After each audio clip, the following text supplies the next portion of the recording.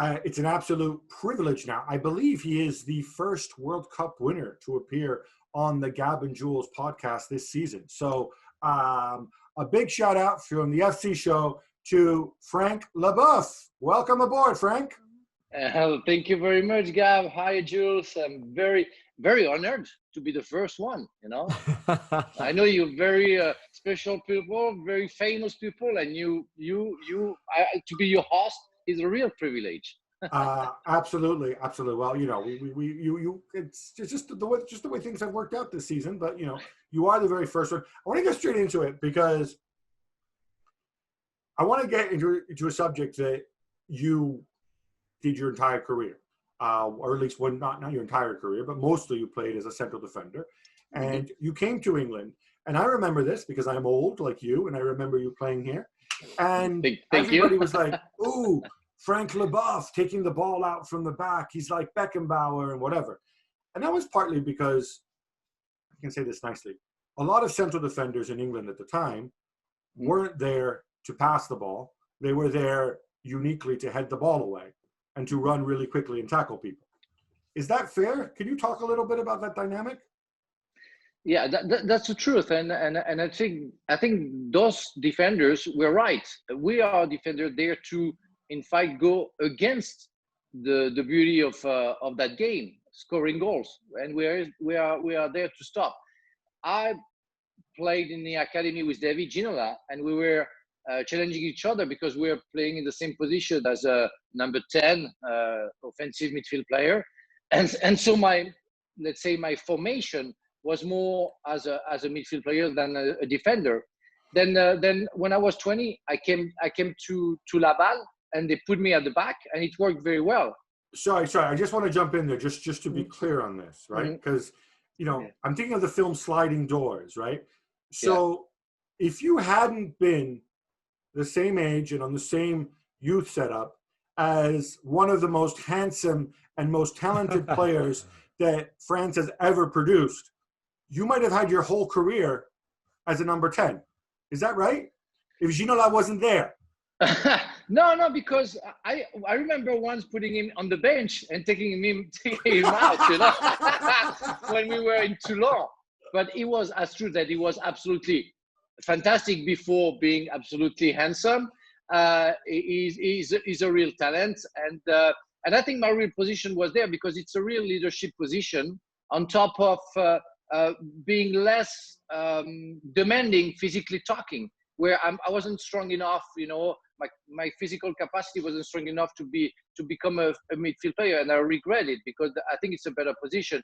But I found the best position for me on the field, leading my friends, helping them out to get in the right position where we were defending, and also being able to be the first counter-attacker, and that was perfect for me.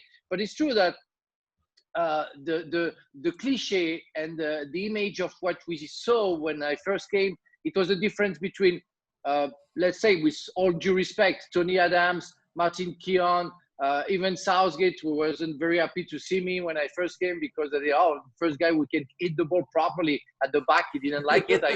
I remember that. But it was a difference. But I think, in another hand, I was a less good defender than they were. So what do you think the biggest change has been between when you were playing and now in terms of defending? Is it that actually? Is that you were a bit before your time, and now there's far more players like in your profile as a centre back than they were 20 years ago or whatever? Yes, I think unfortunately I brought a new fashion with Laurent Blanc. Laurent Blanc has the same background. He was a number 10 as well, like you. He was number 10, but remember Franz Beckenbauer was a midfielder before becoming a sweeper.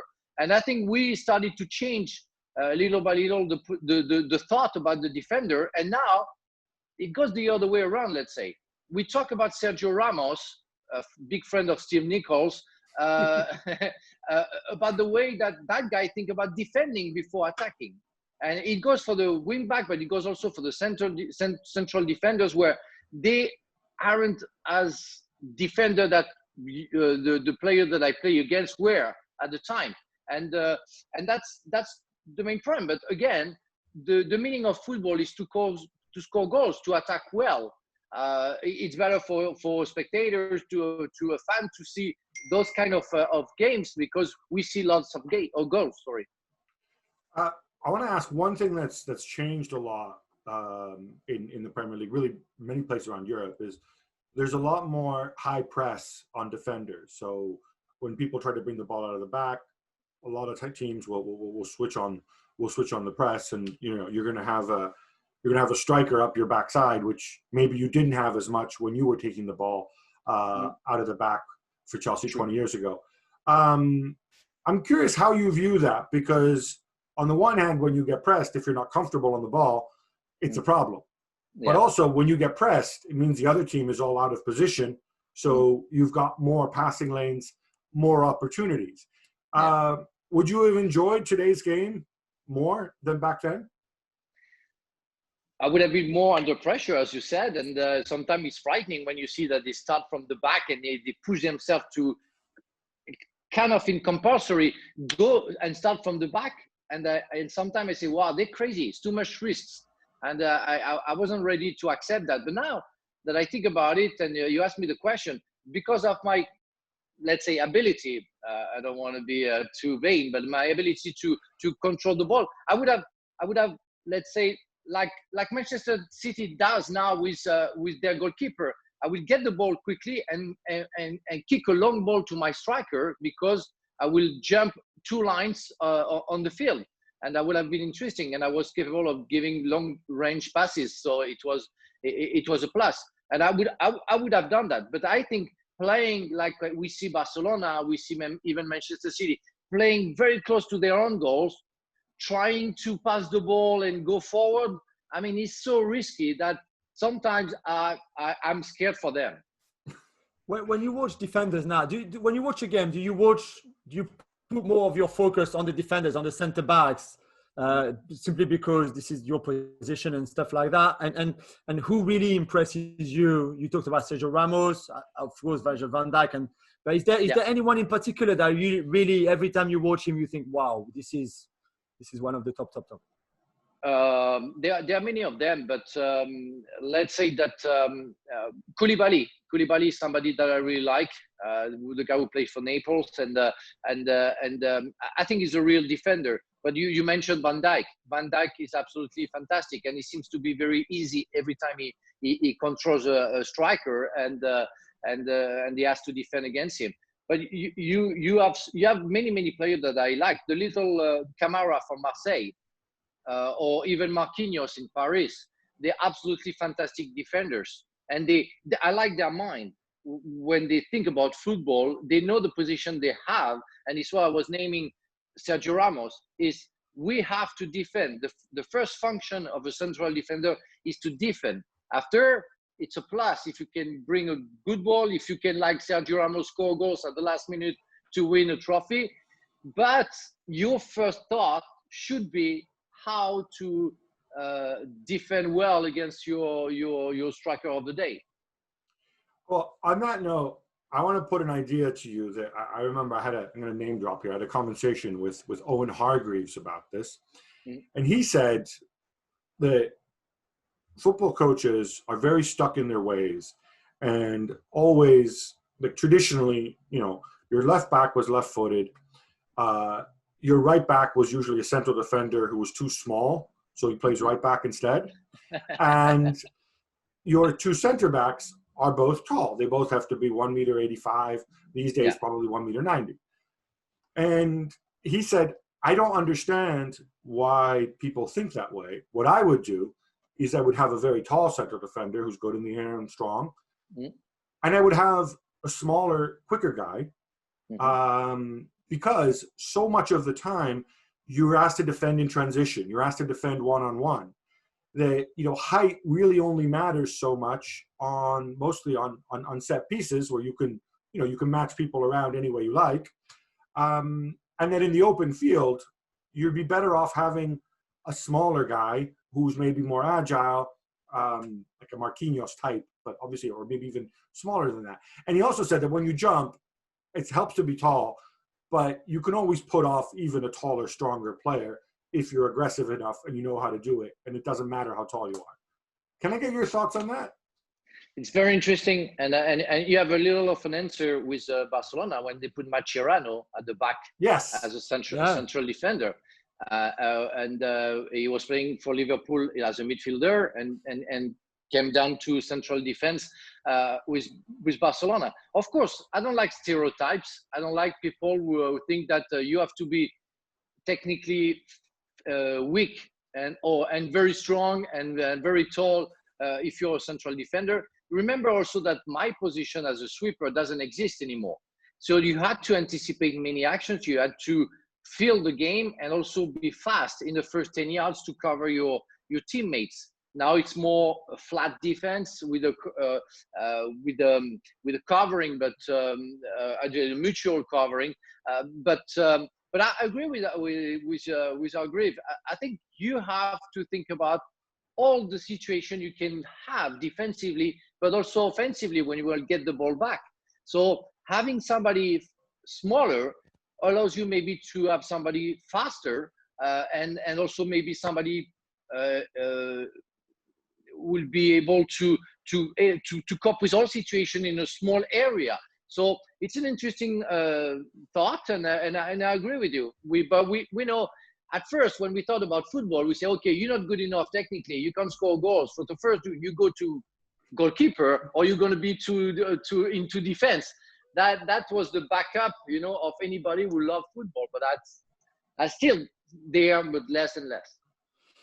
Fullbacks are also more attacking now than they were when you were playing. How much does that has changed, and how much more difficult maybe it is now for centre backs when sometimes both your fullbacks are like, almost in the last third of the pitch in the other side, and you're left there with your other centre back next to you, and sometimes you 2v1 and stuff like that. How much do you think that would have changed the role of a centre back to have so many attacking fullbacks now? It would have been very boring for me, because you can't. You have to think about defending, and that's it. And that's true that on the width, it's the way it's where you have to attack, because you have less people, and it's normal that the wing backs are going forward. But I think it's a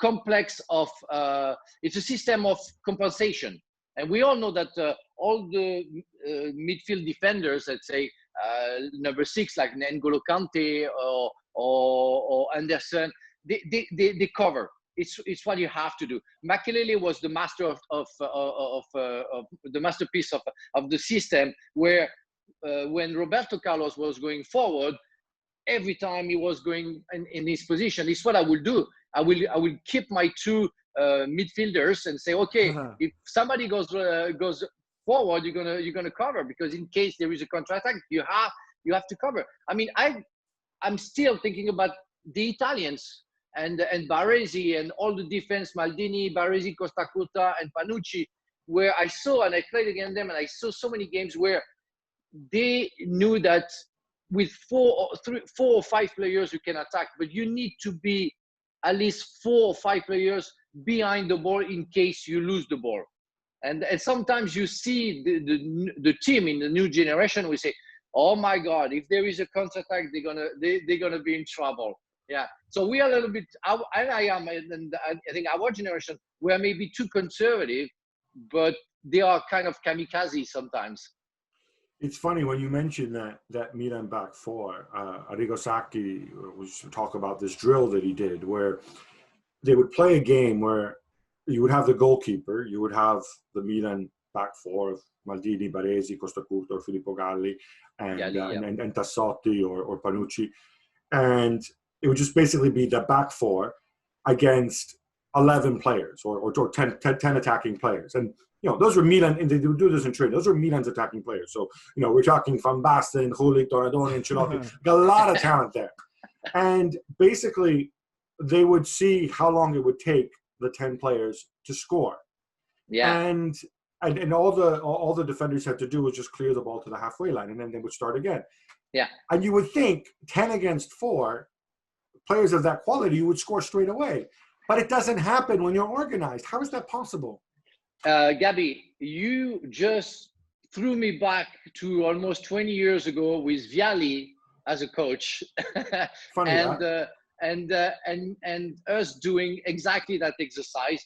that for like an hour, we played 11 against 4 at the back with the goalkeeper, and we never conceded goals. That's crazy, because it means that when you're well organized, you don't try to do crazy thing when you have the ball, because you say just kick the ball away, but you have the mentality of, okay, we don't want to concede goal. We're going to work together. We're going to compensate, cover each other. The goalkeeper is going to be there, because you cannot do anything against a shot from 30 yards in the top corner. That's what it is. But if you play well and you cover each other, it's going to be a hell of a nightmare for even 11 fantastic players or 10 fantastic players to score a goal. And it's the case. You just named Milan, but we did it at Chelsea, and it was horrible. And they got crazy. And we had also Torre Andrefo, Marquinhos, Laudrup, Vialli, Gudjohnsen, fantastic strikers, fantastic players. But Zola, they couldn't do it. Well, there you go. I don't have the explanation. I don't know. Maybe they weren't that good. you never played in Italy, and maybe you would, as a defender, you would have liked to play in Italy. But you had Italian managers. You played with players like Marcel, who spent a long time in Italy. Yeah. And could you tell that there was something about defending that the Italians knew better than the others, or were ahead of everybody else because of maybe that's more in their DNA than us or the English or the Germans or whatever? That's true that they were kings of defending, and there was a lesson every time you loved to see how they were moving. I played against Baresi and in the European Cup with Strasbourg, and I remember him not even talking. The three other players, as Gabi mentioned, Gali, Costa Cota, Maldini, they were just looking at him when they got the ball back and they were going forward. And he was just putting his arm like that and saying, okay, go forward, go forward. And he didn't talk, he just put his arm. And they were moving like a machine. That was unbelievable. But I never wanted to play in Italy because I wasn't that type of defender.